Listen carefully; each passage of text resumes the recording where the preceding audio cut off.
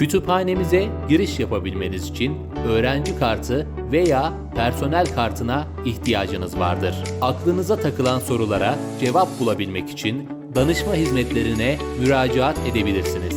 Sorularınızı bize iletmek için web sayfamızda bulunan Kütüphaneciye Sor butonunu kullanabilirsiniz. Sıkça sorulan sorular sayfasına göz atarak sorularınıza hızlı yanıt bulabilirsiniz. Kütüphane içerisinde bulunan destek cihazlarıyla birçok işlemi görevliye ihtiyaç duymaksızın gerçekleştirebilirsiniz. Kitap ödünç alabilmek ve kütüphanenin diğer imkanlarından faydalanabilmek için kütüphaneye üye olmanız gerekmektedir.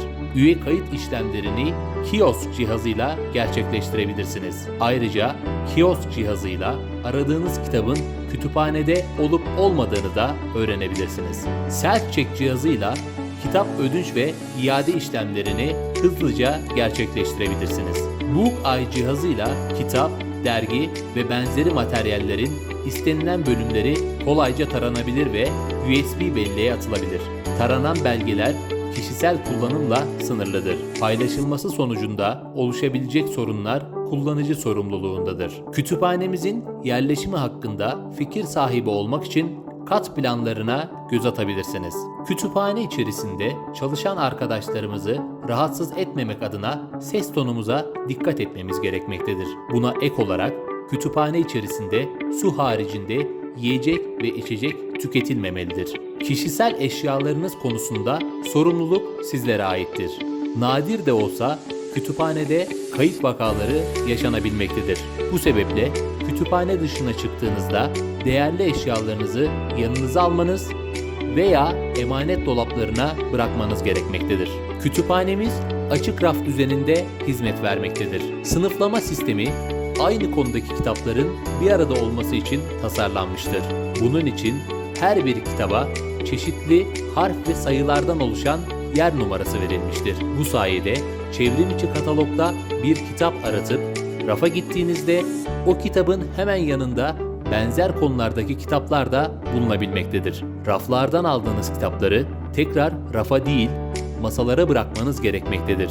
Bu sayede raflardaki düzeni korumamız da kolaylaşacaktır. Genel konularda, örneğin bölümünüzle ilgili kitapların hangi raflarda bulunacağını öğrenmek için kütüphanemizin her katında bulunan konu tablolarına göz atabilirsiniz. Konunun tabloda karşılık geldiği harfi gördükten sonra bina içerisinde nerede bulunduğunu öğrenmek için kat planlarını inceleyebilirsiniz. Spesifik bir kitap veya konu için arama yapmak istediğinizde kütüphane kataloğuna bakmanız gerekmektedir. Kütüphane kataloğuna kiosk cihazı üzerinden ya da cep telefonunuzdan erişebilirsiniz. Tarama sonucunda erişmiş olduğumuz bilgilerle kitabın kütüphanede olup olmadığı veya ödünçte mi, rafta mı olduğunu anlayabiliriz. Eğer aramış olduğunuz kitap raftaysa yer numarası ve raf bilgisiyle kitabı kütüphane içerisinde kolaylıkla bulabilirsiniz. Kitabın yer numarasını not almakta fayda vardır.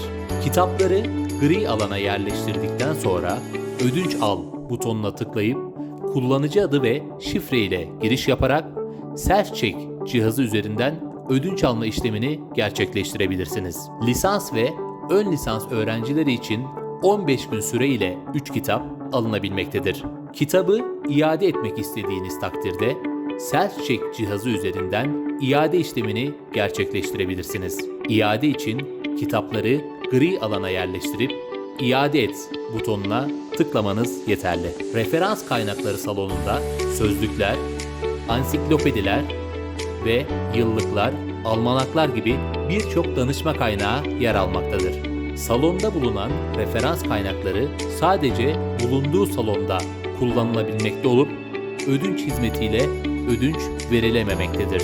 Süreli yayınlar arşivimizde 1000'e yakın başlıkta bilimsel dergi, gazete, bülten ve benzeri süreli yayın bulunmaktadır.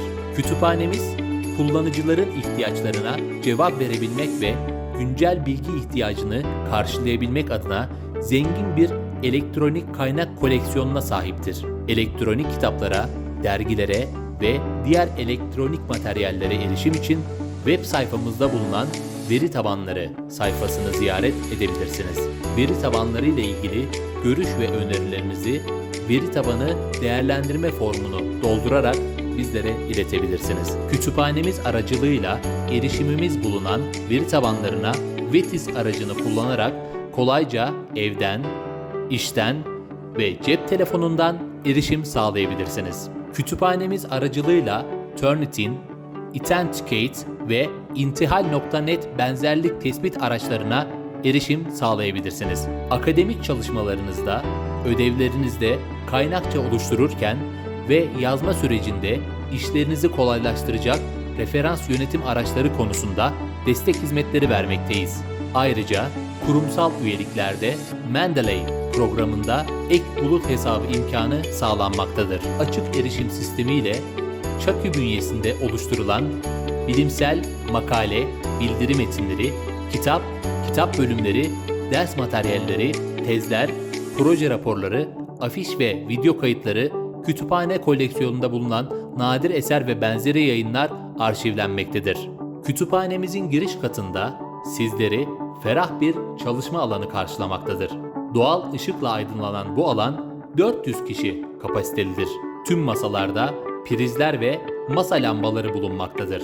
Giriş katındaki çalışma alanlarından bağımsız bir dış çalışma salonumuz mevcuttur. Bu salonda kullanıcılarımız 7 gün gece saat 12'ye kadar çalışabilmektedir.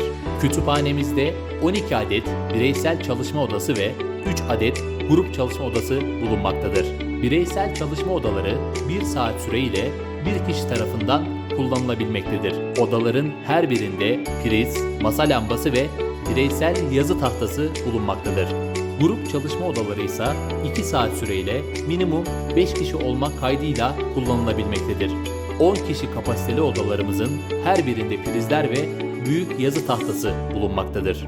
Odaları kullanabilmek için web sayfamızdan online oda rezervasyonu yapılması gerekmektedir. Bu sayede kullanıcılarımız kütüphaneye gelmeden çalışma odalarını ayırtabilmektedir. Rezervasyon işlemi kütüphane hesabı ile gerçekleştirilmektedir.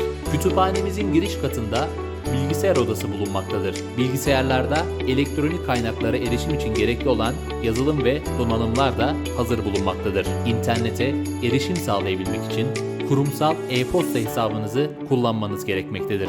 Kullanıcılarımızın çalışma ve bilgiye erişim faaliyetleri dışında rahat edebilmeleri için dinlenme alanlarımız mevcuttur.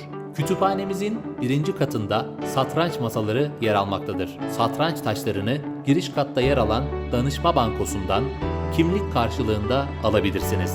Kütüphanemiz eğitim ve oryantasyon faaliyetlerini konferans salonunda gerçekleştirebilmektedir. 45 kişi kapasiteli salonda kullanıcılarımız eğitim, sunum ve benzeri etkinlikler düzenleyebilmektedir. Kütüphanemiz sadece bilgiye erişim faaliyetleriyle sınırlı kalmayıp kültürel ve sosyal faaliyetlere de yer vermektedir. Coşku dolu kütüphane haftası etkinliklerinin yanı sıra lise, ortaokul ve ilkokul öğrencileriyle buluşma etkinlikleri düzenlenmektedir.